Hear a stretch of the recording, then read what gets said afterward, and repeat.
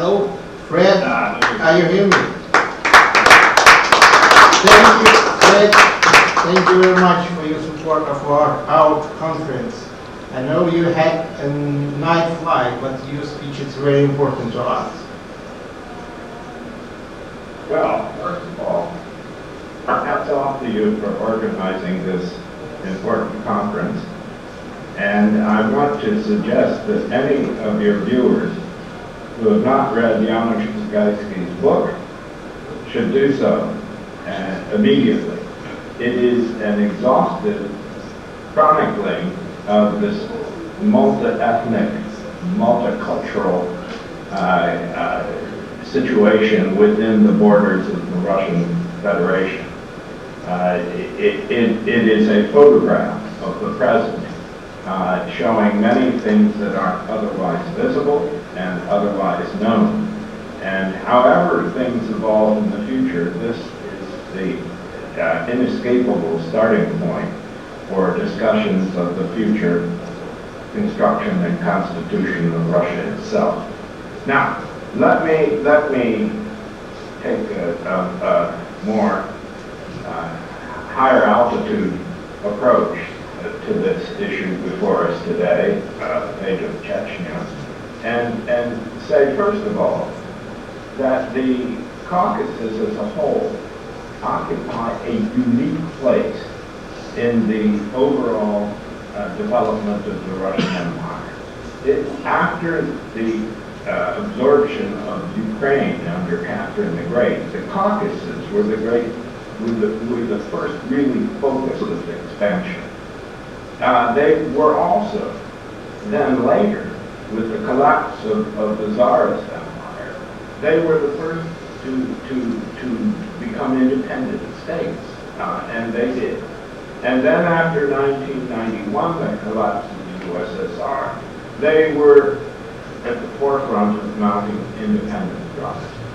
And more recently, they were the first to be ruthlessly, Chechnya specifically, ruthlessly suppressed by Putin.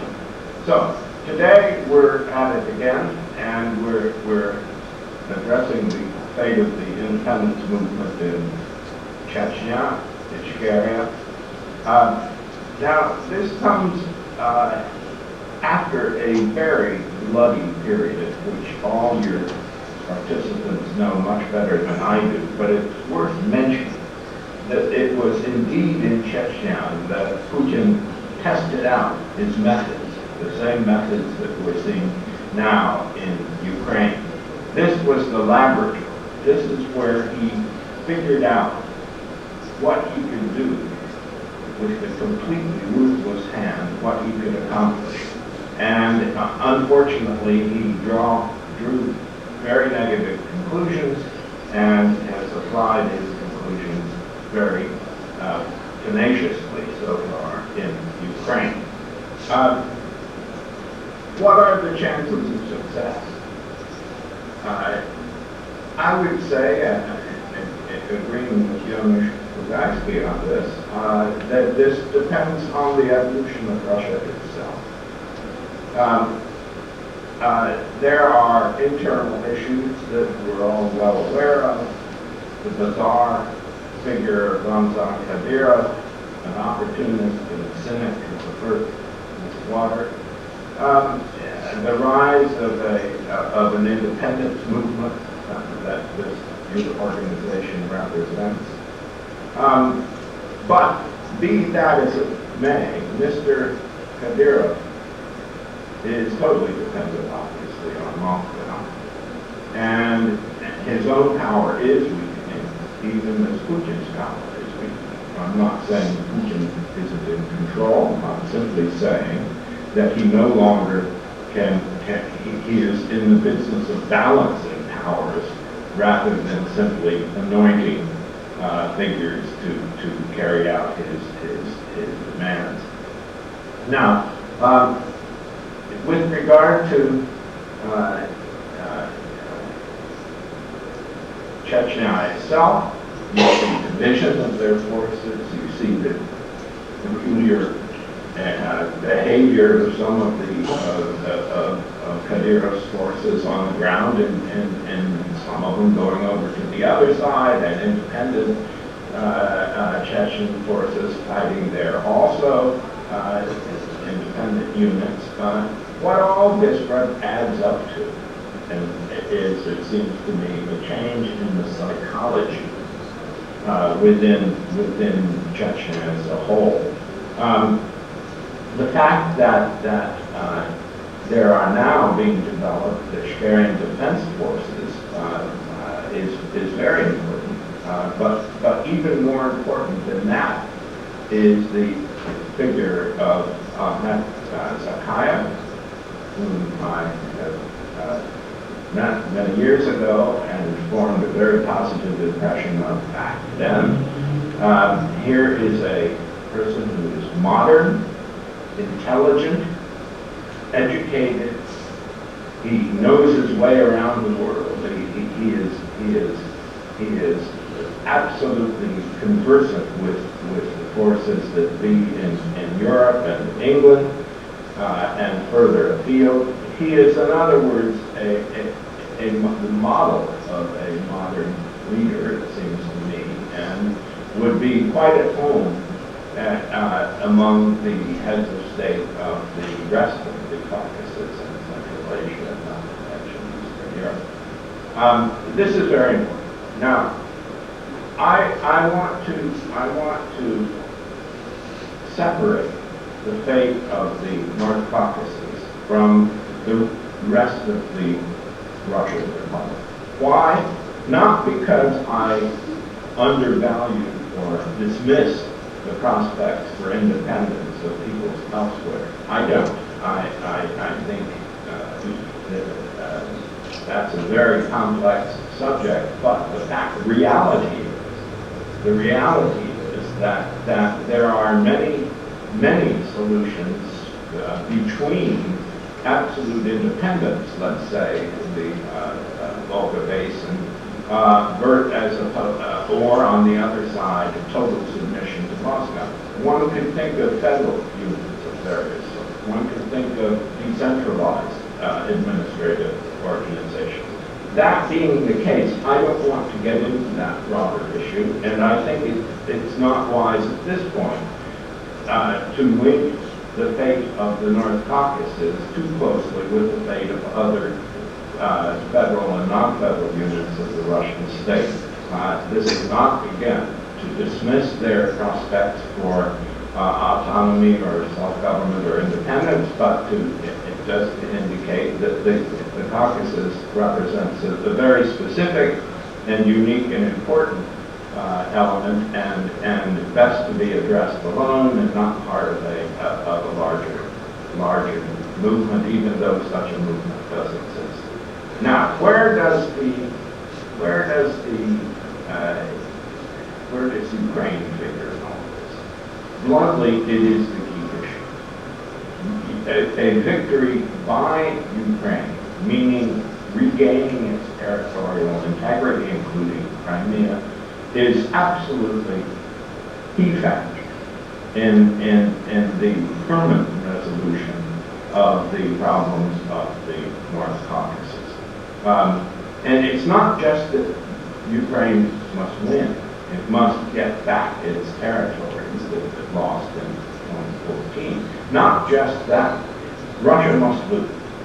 Because I recall the famous situation of Stalin addressing a banquet, I think, in 1932. He's saying, well, we've done this collectivization and so forth, and now let's have a pause, and then in a while we can hitch up our pants again and begin anew. That's exactly what Putin did, and what his successor could do if there's not simply a Ukrainian victory, but a Russian acknowledgement of defeat.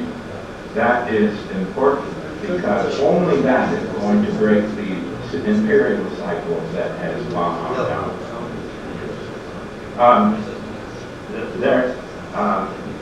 I think only through that process can you come to a really Crimean, post-Ukrainian and post-imperial situation. Oh, okay. Now, let me just say that the relations, the key relations of Chechnya and of the region of North Caucasus in the future will be, as Andrey suggested, will be its neighbors in the Caucasus. This is extremely important. This is an area where Russia has very successfully practiced the divide and conquer policy. These relationships, for geographical and historical reasons, are not going and cultural reasons, are not going to be easily reestablished. And this requires focused attention now, so that a region may emerge there, a region that existed historically, complex though it was, but which has now been sliced up into very small units. So I would say the prime foreign relations issue is within the Caucasus themselves, both in the North Caucasus and in the South Caucasus. I don't think other relationships with the Tatars in the Volga Basin, et cetera, those should be maintained. We learn from each other, but those are on nowhere near the same level of importance as the immediate neighbors, and that includes those that are sovereign and independent and those that are not. This is not a local matter. I don't know who is with whom your movement is in contact today. I assume a broadening number of people in Europe and elsewhere. However, I think it's important to realize this is not a narrowly Caucasus affair, or even a narrowly Russian affair. At stake in this, as in the war in Ukraine as a whole, is the fate of not just Europe, but of all Central Asia, the Caucasus, all the Baltic region, etc. What happens in Chechnya in the future will absolutely be an index, an indicator of these larger developments, and they will be noticed elsewhere. Therefore, it's important that this be pursued in a careful, systematic, low-key manner, and in a manner in which one can even imagine, once Russia has shed its imperial fantasies, reestablishing some kind of normal relations with a new Russia. That cannot be written off. I know we all know people who represent a different Russia. They are there. They will eventually emerge, but only after an acknowledged loss in strength. This is the key to the future for the North Caucasus and for Chechnya itself. Thank you. Thank you very much.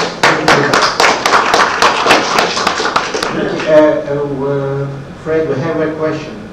No, actually I don't have any questions. Okay. Sir, I just would like to say hello and greeting you personally. I'm very glad to be here again. Ahmed Zakayevich speaking. We met a long time ago, but you haven't changed and you didn't have your position about our tragedy and about Chechen tragedy. Thank you for that. And I hope we'll have a new political reality this time, and our cooperation will give to us again new opportunity to change things. Thank you very much for start. Thank you. May I respond, sir? I think so, yes.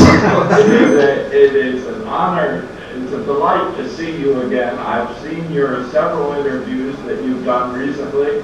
They're excellent, very sober, very realistic, and I think they demonstrate what is so crucially important. Chechnya has no future as a conductorless orchestra. It needs leadership. It needs leadership that can communicate to the entire population and the population of your immediate neighbors. It seems to me that the experience of Zakhaev over the last 30 years prepares him for such a role. And I really salute the effort that you have made. I'm impressed with the people with whom you are working. It seems to me this is no longer a narrow and peculiar issue in the North Caucasus. It is an issue for the serious world as a whole to pay attention to, and that's largely thanks to your ongoing efforts. Thank you, Mr. Starr. Thank you for being with us this difficult time for us, and I hope it will be changed. Thank you very much. Thank you. Thank you, Fred. Also, we have questions. One minute. Hello, Mister. I'm Mayer Bektaramov. I'm writer. I'm journalist. I'm ombudsman of human rights. Чечен Republic Ичкерия. Дальше буду говорить по-русски. Вы совершенно верно сказали одну вещь, что Путин прошел тестирование в Чечне. Я задаю вам следующий вопрос. Почему было допущено это тестирование? Ведь в ходе Первой Чеченской войны был создан замечательный комитет поддержки Чечни, который возглавлял Збигнев Бжезинский. И среди них были замечательные политики, журналисты, известные люди. И вдруг, не прошло года, двух, и вдруг тот же самый чеченский народ вдруг превращается в террористов. Excuse me. Еще раз скажи, коротко. Okay. Вы правильно сказали о том, что Путин прошел тестирование в Чеченской республике.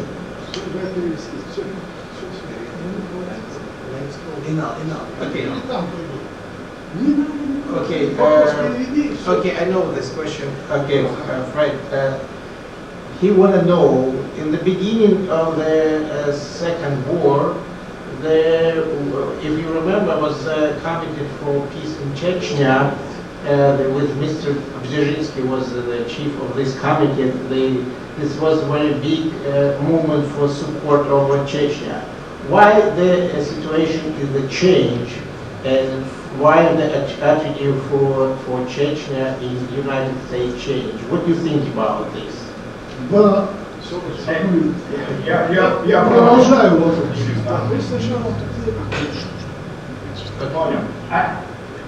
It seems to me that the deep history of Chechnya for the last century, while extremely important, should not become our preoccupation. We all have a general understanding. I'll never forget meeting with Chechens in Kazakhstan, people who had been thrown out of their country, transported out of their country, ended up in Kazakhstan. All they had was a couple of carpets to sell and live on. It was terribly difficult.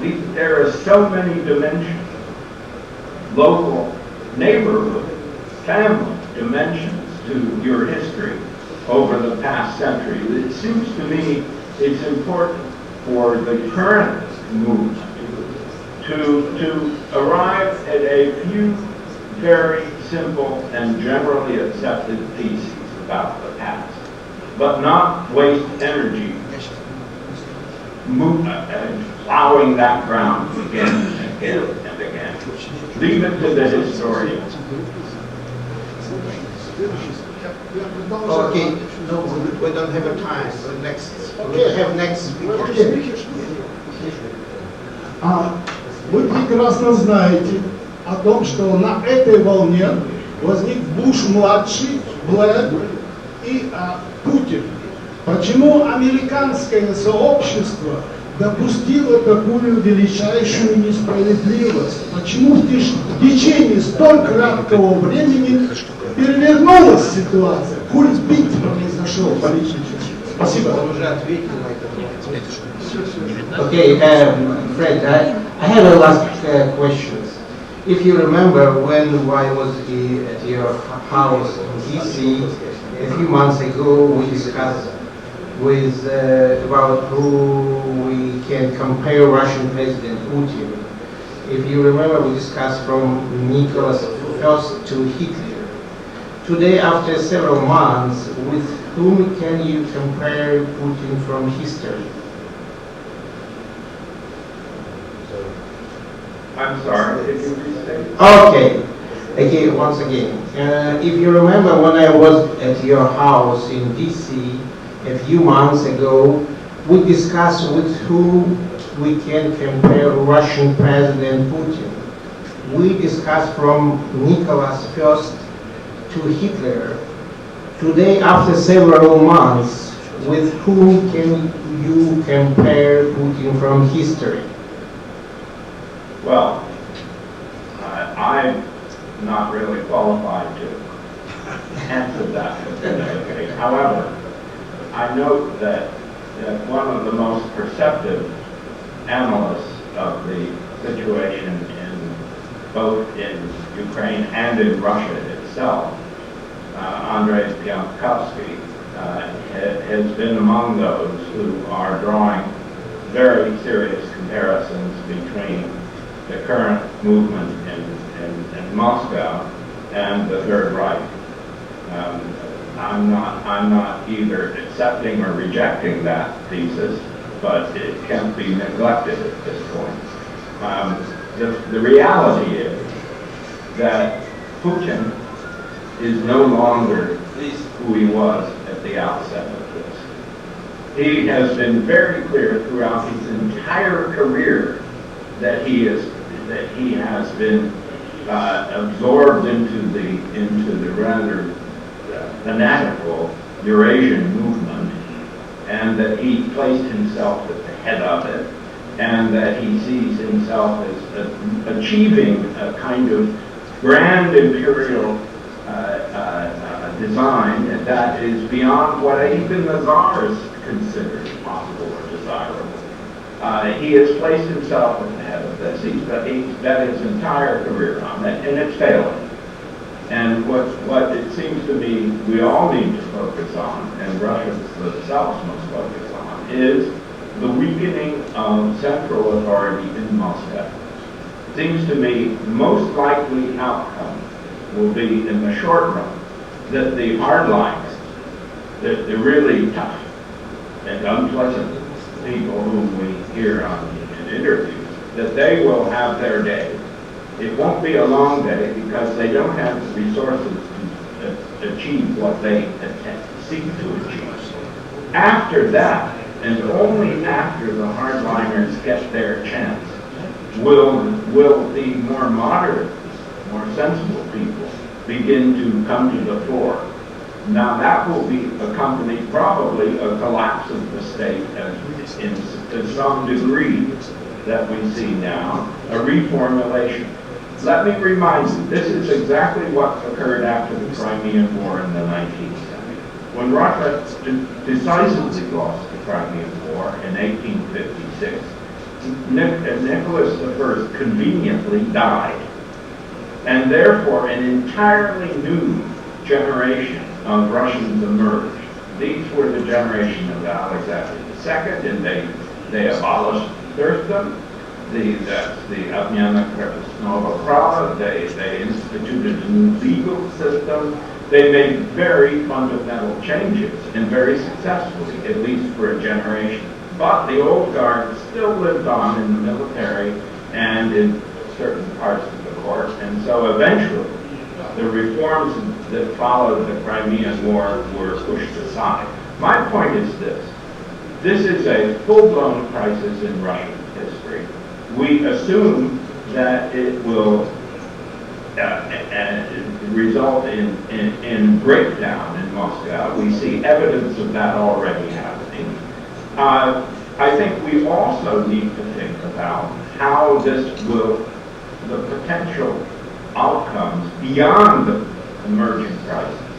In other words, we should be looking for those modern, sensible, educated Russians who see an entirely different future for their country. They are there. They will emerge. We don't know who they are today. We have some people, even former members of the Duma, who are active in this area. There will be more. The fate of the Caucasus, not just the North Caucasus, but even the South Caucasus, it will depend significantly on who emerges when this mess in Ukraine is finally over. Okay. Okay, thank you very much. Yeah, because we have time for one more question. Okay. Fred, do you have time for one more question? Yes. Yeah, okay. Hello, Mr. Starr. My name is Iyad Ugar. I am a Circassian American who came from New Jersey to attend the conference in Ukraine. I've read a lot about you. I've seen much of your thoughts and heard many speeches. The point that I would like to ask you about or make. Today, like you said, such a circumstances have completely changed. Putin is not the Putin he used to be before. President Biden, at the beginning of the inception of the war, he made a statement. Usually, presidents of the United States don't make statements like this, but he did make a statement, and he said, Putin, you will not win this war, meaning the war in Ukraine. And this is if anybody listens to it, it's something that when we Ukrainians, Circassians, and Chechens listen to this, something like this, it is certainly a hope for us that the future is going to be a little bit brighter with the evil person up north. Second, General Lloyd,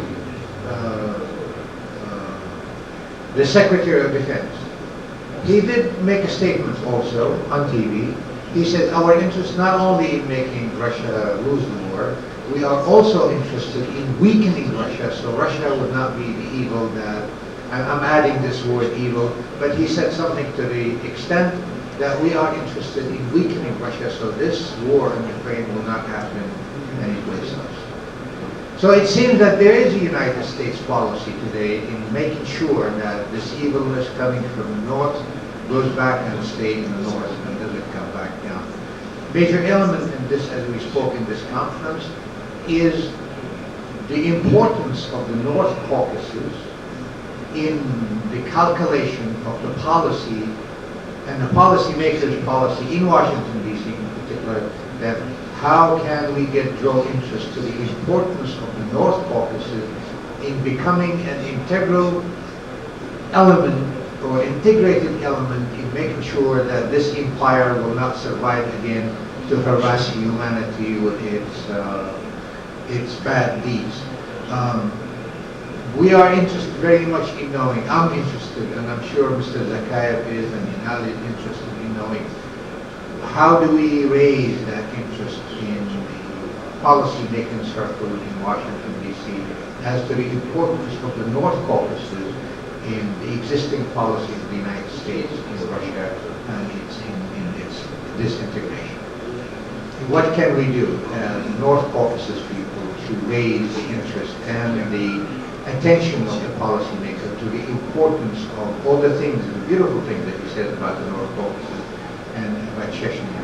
We also have the Circassians of about 5 to 6 million people, 1 inside, 5 million outside, and a country neighboring the Russian Federation, and the possibility that once those people are giving a green light and hope of nationalism independence and rights in the North Caucasus, they would be added to the equation pretty much very quickly.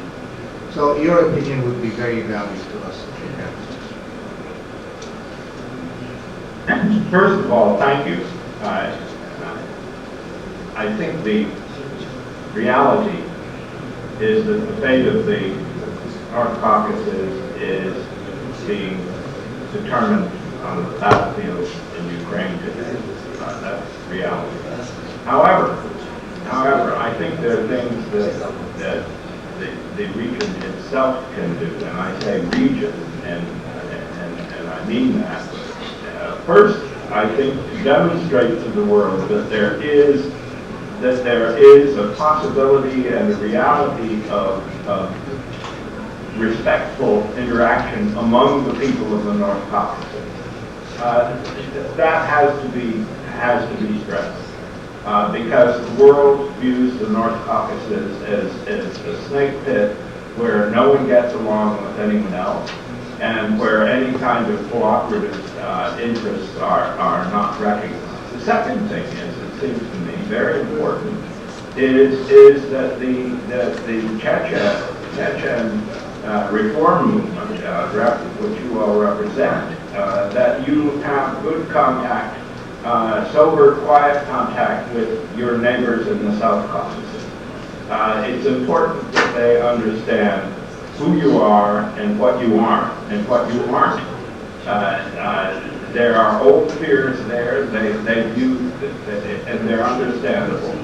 They have to be laid to rest, and this requires diplomatic activity on the part of the new Chechens. That said, I think the main thing is for you to stress your own distinct history in the last 34 years. The United States, the West, never really came to grips with the issue of the war in Chechnya and the subsequent events. It has never heard Mr. Zakayev's story adequately, and I think the message here is that the North Caucasus represents something quite distinct. You're not denigrating other independence or sovereignty movements in the territory of Russia. You're just saying, look, our capital, our cities, our life, our culture was under massive assault by Mr. Putin. This is unique. This didn't happen in the Upper Caucasus. It didn't happen anywhere else but in the North Caucasus. And it's very important that this message get across. And if that, to the extent it does, the United States, I think, will be among those countries that recognize that yes, that the North Caucasus deserves our serious attention. For now, it is a domestic. We understand it's a domestic matter of Russia in a legal or diplomatic sense, but increasingly we have to acknowledge it as an international concern. And the way that is going to be advanced most is for the forces of innovation in the future in Chechnya and the North Caucasus generally. That is to link arms, form good relations with your immediate neighbors in the South Caucasus, and explain your distinctive and tragic history for the last 30 years to everyone, everywhere. Thank you very much. Thank you very much. Thank you for your support.